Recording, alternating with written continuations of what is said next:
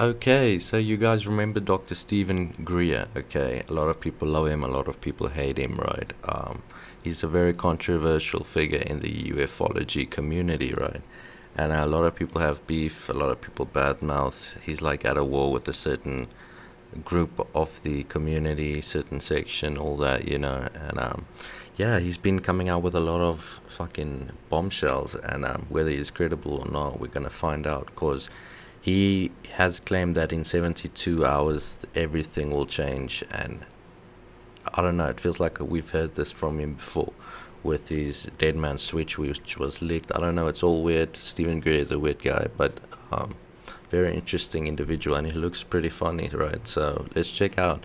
He had some statements to make.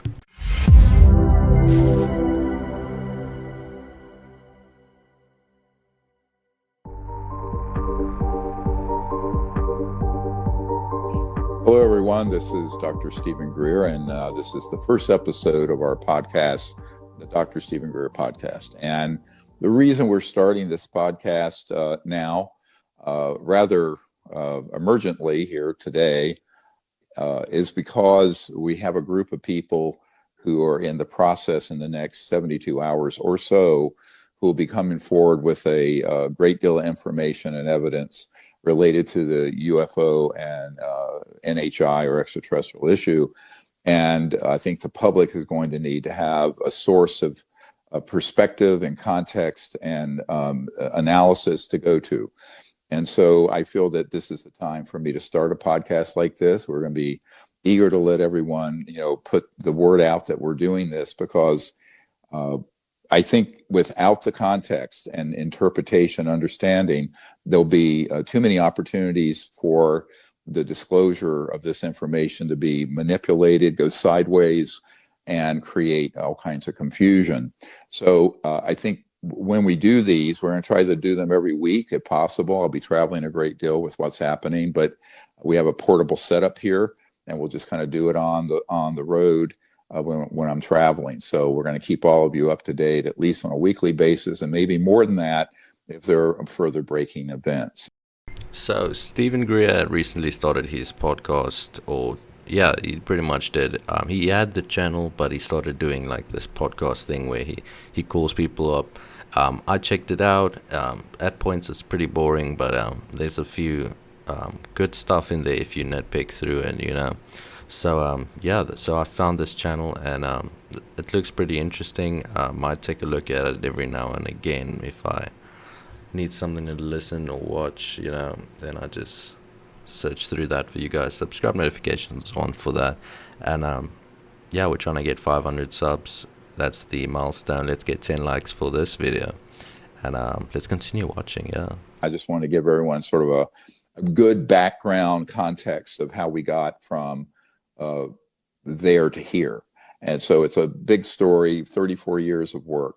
Now, one thing all of you can go to is you go to dpiarchive.com, which has the entire Disclosure Project Intelligence Archive up there. It's 34 years of evidence material, hundreds of top secret whistleblowers.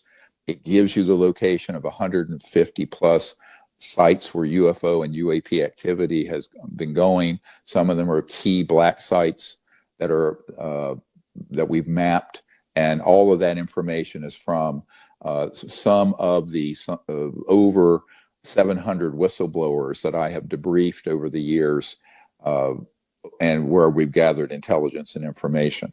So the Disclosure Project has become, ironically, the biggest repository of intelligence and information on this subject, and exceeds what the Senate intelligence and key people in the Pentagon have who are not in those illegally run programs.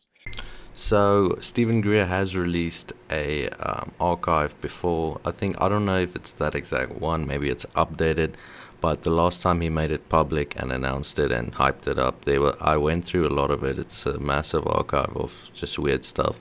Nothing conclusive. I couldn't make any groundbreaking, So maybe it's updated. Maybe there's more footage.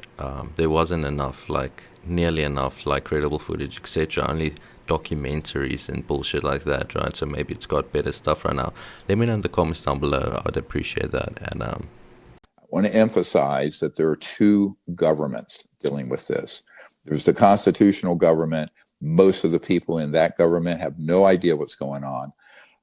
And I can say that with authority because I'm one of the only people you'll ever meet who has briefed people at that level of government since 1993, when I briefed the incoming President Clinton's CI director. Then, the other part of it is in Congress, or most people in Congress, they know nothing about the subject, even if they're on key oversight committees. So this has been something that was a shock to me. It's going to be a shock to you. It's going to be a shock to the world and the American public to find out that the constitutional government in the United States since the late 1950s have been basically pushed aside and relegated to irrelevance, frankly, on this issue since the late Eisenhower years. And so this whole history we will unpack over a series of these episodes because it's very important to understand the context of how we got from there to here. But importantly, right now, the crisis of the moment is that there are a number of people coming forward from various black sites, which are highly classified, illegally run operations in intelligence, military, and corporate programs. And those guys that I've been meeting with for about almost 2 years now, 20 months, have decided to come forward publicly, identify themselves, and in a controlled release begin to give the information to the American people and the U.S. government. So I really wonder whether any of this, if all of it, is part of Stephen Greer's crew. Like, I know he has so much content online on his YouTube about his whistleblowers, etc. So let me know what you think about that, or do you think the actual witnesses like David Grusch said 40 plus, etc.? So it's all pretty good, seeming like it's coming together, right? I'll be very blunt, is that as soon as this gentleman and his guys decided to unmask themselves, in other words, come forward named, which was not the original plan. The original plan was to hand over a lot of the evidence of these operations, the downing of the craft, the man-made ones to me, and I'd get it out. They decided to come out publicly. Well, as soon as that decision was made and they put it on a timeline, i.e. before the inauguration of the next president, which is where we are, all the drones stuff started. It was sort of a psyop. And, whether they're Chinese or whatever, the button to hit go on that was related to this organization wanting to create the specter of a threat. And then a number of other ridiculous things happened where, for example, the suicide bomber who blew up the Tesla truck at the Trump building on New Year's Day, he wrote a manifesto referring to gravitic propulsion systems, meaning anti-gravity, all the stuff this group is going to bring out. So this is factual, can confirm.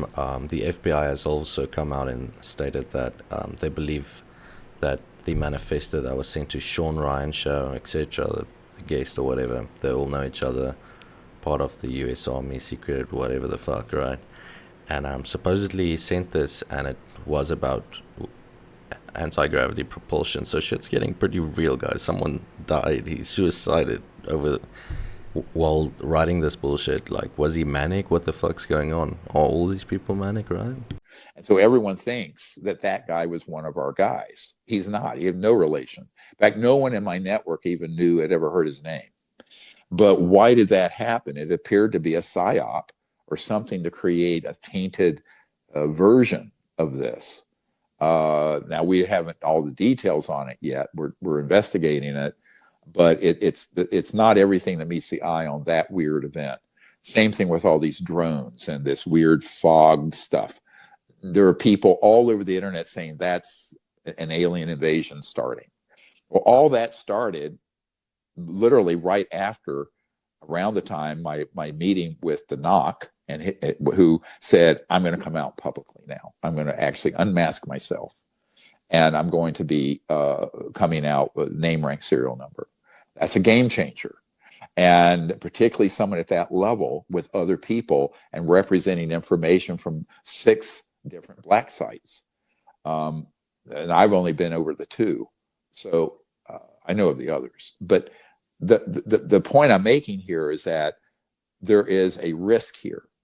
And the public, this is why I'm doing this podcast. So as whatever chicanery unfolds, here's where you need to listen. And I don't want to overstate my position. But if you want to know what's really going on, tune into this podcast, because I will not varnish the truth. It'll be the truth, the whole truth as I know it. It'll be direct. I am not a politician. I am not looking for a job. I am not looking for money, and I am not looking for a political position. I'm going to tell you the truth no matter what. So this is why people need to understand that's my mission. That's my purpose. And I'm wired into enough of this, as you can tell by now, that I'll be able to speak with authority. So, but there will be a cacophony, a chorus, and chaotic attempts to do this. And then the other big risk is that what happened on New Year's Day with that Cybertruck explosion, or what's been happening with the drones, they could put that on steroids. They could launch that into even worse events, which we hope won't happen. So Stephen Greer is touching on a lot of key issues here, and as soon as he has anything more important to tell you, know I'll keep you updated. Subscribe, notifications on. He's reaching with his hands around this entire thing, from the bomber at Trump Hotel with a Tesla, which is still a Matrix moment. What the fuck is going on? And now the Jones situation over everywhere in the US, so it's pretty interesting stuff, right?